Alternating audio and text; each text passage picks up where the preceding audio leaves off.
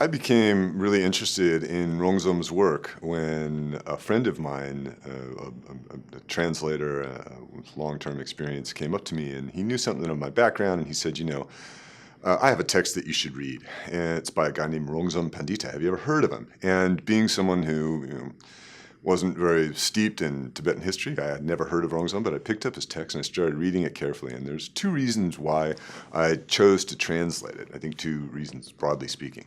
The first is because of the content, because of what's in the text. Rongzom's Tenchu, this entering the way of the great vehicle, Dzogchen as the culmination of the Mahayana, is considered to be the earliest defense written by a Tibetan. What is he defending and why is he defending? He's defending the highest, most esoteric contemplative practices in the old school of Tibetan Buddhism, what we call Dzogpo or the Great Perfection.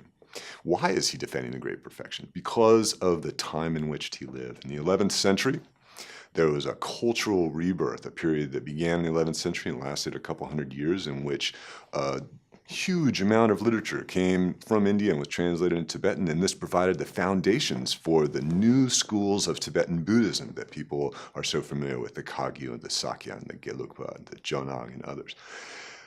So when the Sarmapa school, when the new schools rose to power in the 11th century, there was a lot of discussion about the Dharma that existed prior to this cultural rebirth. And probably the most important, the most well-known Dharma that was transmitted through this period before the cultural rebirth that began in the 11th century was the Great Perfection. Critics belonging to the new schools often criticize the Great Perfection as being inauthentic, being not authentic Dharma from India.